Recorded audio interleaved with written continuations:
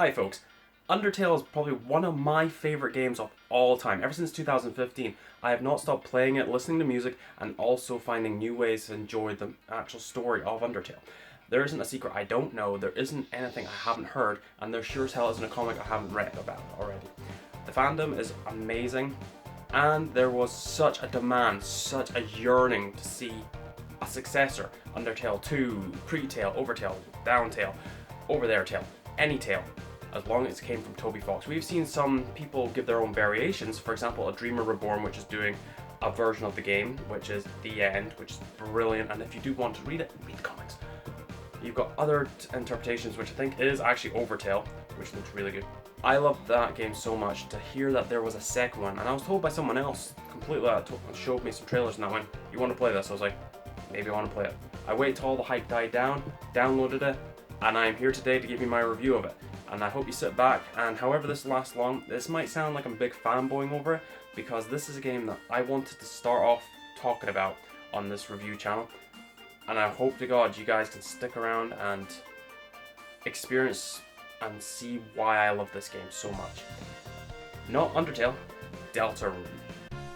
In 2015, Toby Fox created Undertale, a game that was universally loved, with so much secrets, hidden details, and even theories coming out the wazoos.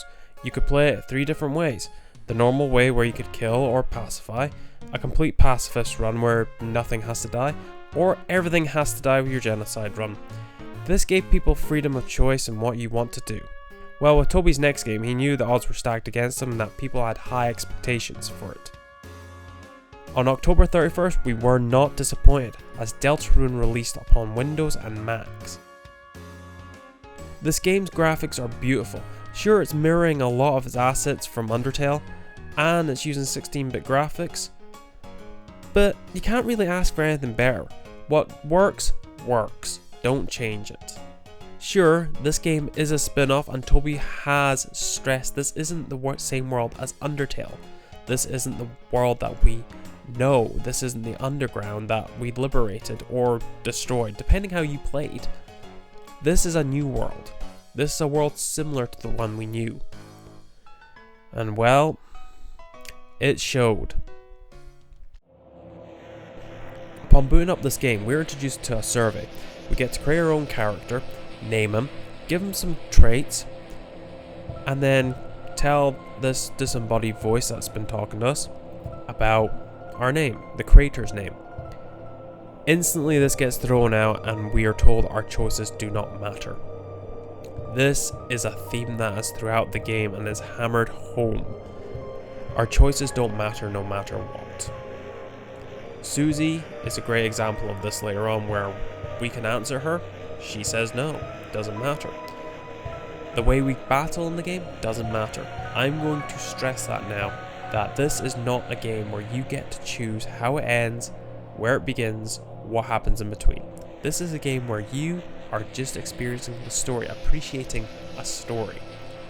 And since I've now said that, I can go on telling you about the game, because honestly, it was after I experienced that and getting through the game and getting to the very end, it made sense. The plot is very simple from then on. You wake up taking control of Chris, an adopted kid by Toriel, the teacher at the local school. As you get up, you realise you're running late for class. You make your way out of the house and driven all the way through the town to the school by Toriel. You see familiar characters, for example, Undying, Catty, Frog? Pretty sure that's a frog from Undertale. It's accompanied by music which is very reminiscent of Undertale's music as well. I'm going to be drawing a lot of parallels to Undertale, because a lot of it is so familiar. Once you get into the school, you get into the classroom. This doesn't last that long because you got to pick a partner, and once again the element of choice has been taken away from you, because instantly you're teamed up with Susie, who comes through the door after a bit of interaction with the kids. Chalk is missing, so therefore Susie is sent on to go find the chalk. You as her partner is sent on the way as well. Outside, Susie has eaten said chalk, so therefore tries her bully tactics on you, asking what do you think about that, only to take away that choice. You guys make up to the supply closet, where entering it, you realise it's a wee bit more deeper than what you expect it to be, and very dark. Upon turning around trying to escape, the doors slam shut and you fall. And this is where the plot really begins for me. You wake up in a weird area, your clothes have changed and, quite frankly, nothing's happening around you. There's pitch darkness, and the more you explore, the more you realize that you're alone. Not for too long, luckily though. Upon finding Susie, you guys realize there's a shadowy figure. Now this introduces you to a new part of the game, where you have to dodge projectiles outside a battle. This raised the stakes a wee bit higher. This shows there's dangers outside a battle, which hammers in the danger for you. That at any moment you could be faced a puzzle which could hurt you, or let alone an enemy firing elsewhere at you. Sure, there's only like a few segments of this in the game, but with future chapters, who knows? Upon finding safety, you meet the third character, Ralsei. He informs you that those three characters there are the Lightners, and they're to go to the Dark Castle and stop the Dark Geyser. There are only meant to be one geyser for light and darkness. This is the second geyser that's popped up, and by shutting it off will restore the balance to light and darkness. So therefore you got to journey through the three areas provided in this chapter, which is fields, forest and castle. Each one's unique and is very distinctive from one another. Doesn't feel like journeying through the same place, or just with a texture change. Each one has its own characteristics and unique enemies there to define them. There's plenty of puzzles along the way, but most of these puzzles are hindered by one character in particular. As much as I love this character to bits, Lancer, a character who, after just meeting Ralsei, you are introduced to this comic relief villain. And I use that very loosely because villain is what he tries being, but comes across as this lazy, joking, and oh my god, he's Sans from Undertale. After you kind of get used to that, you know that you're not in any immediate danger. Yes, you do have 2 boss fights with him, but his attacks are very lackluster. Upon making your way through the 3 areas, you'll encounter enemies. Now this is where it really stepped up, because instead of your spare or kill, you're introduced to a new battle system. It takes a top-down perspective instead of Undertale's one-on-one perspective. You control all 3 characters, Chris, Ralsei, and Susie. Susie you get to properly control later on in the story because she becomes compliant. Instead of her autopilot, I'm not listening to what you're doing. Because when I say she autopilots, you don't get to input anything that you want her to do. You can't tell her to spare, you can't tell her to defend, you can't tell her to stop attacking things. This gives combat a bit more to it, considering you got to warn enemies. There are several options there that are very familiar. For example, item, spare, act, and attack. These are familiar to people who have played the previous game, Undertale. But for a quick rundown, attack obviously attacks the enemy by doing a sliding bar. Act allows you to help enemies become more passive so you can spare them. Items obviously for healing or resurrecting. We're given defend though. Defend adds onto your TP meter. TP is used for your special moves for Ralsei and Susie, for these require a certain percentage of TP to be used. This gives the combat a bit more depth, instead of, oh, I use this ability, I use this ability. It's kind of like an MP meter, but it has to be charged up. Like I said earlier, you have got to warn enemies. You use Act to do that when Susie's in your party, and it's the first thing you have to do if you don't want enemies instantly dying. There are certain enemies that just take one instant hit and they'll be KO'd. After your turn of attacking or trying to pacify them, the opponent then gets to attack. And just like Undertale, you get a little green box where your soul's represented. Whilst in this state, you've got to dodge projectiles, therefore bullet hell.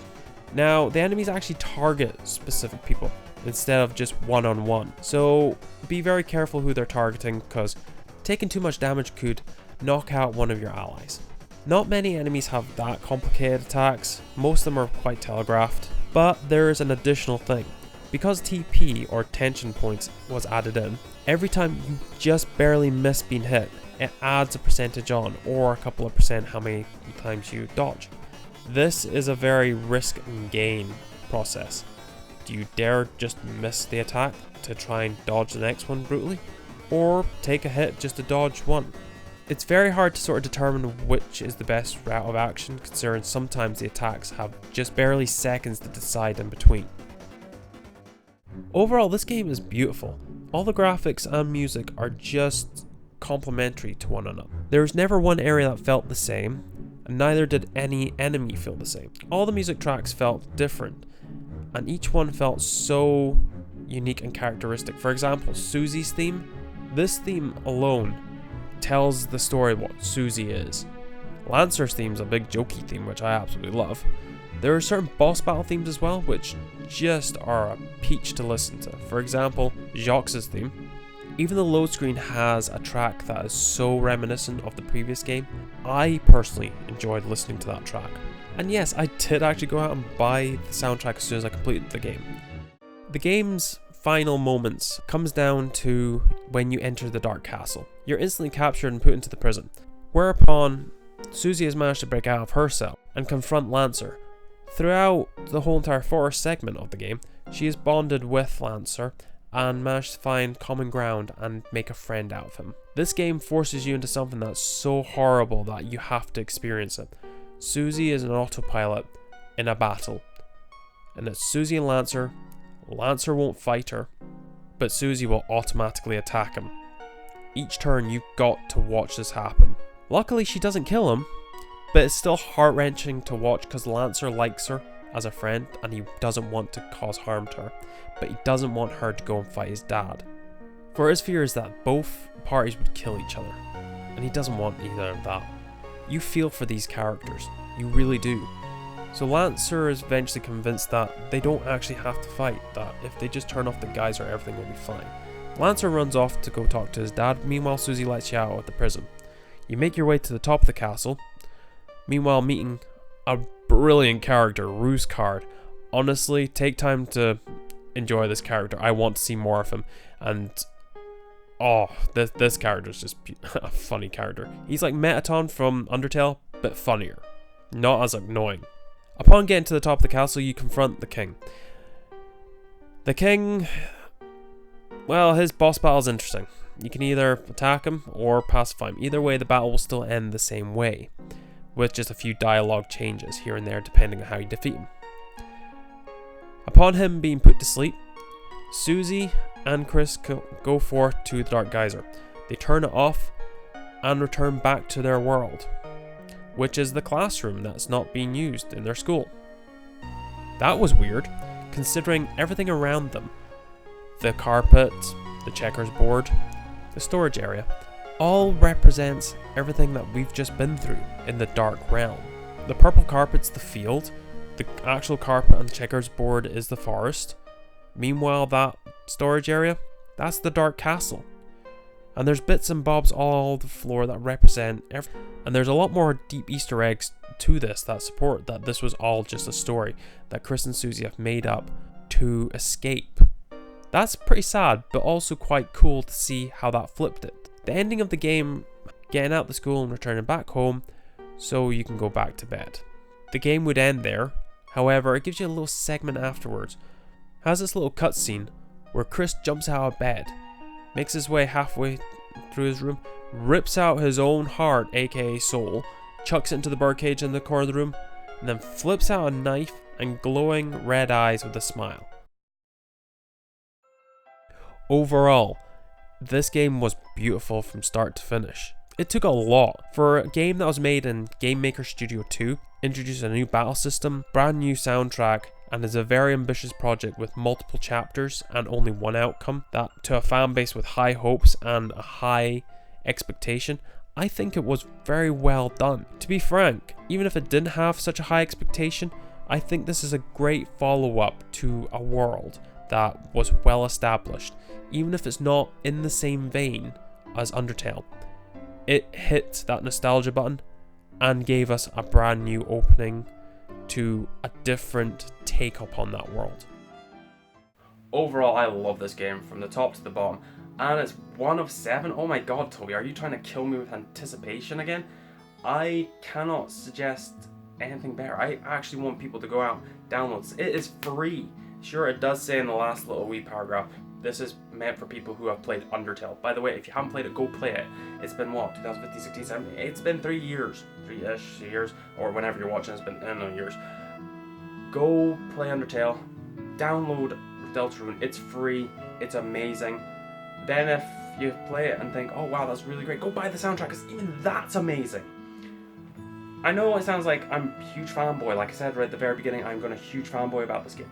It's hard not to. It's one of those games that I've been waiting for, with refreshing change, a different outlook, and a completely different kind of storyline using familiar and new faces. It just blew me away. I can't say anything better upon that game. It is just, it's like getting your birthday, Christmas, and New Year all in one day. Go download it. It's by far the best game you'll ever play. And now it's the end of the video, so I have to give you my review upon this.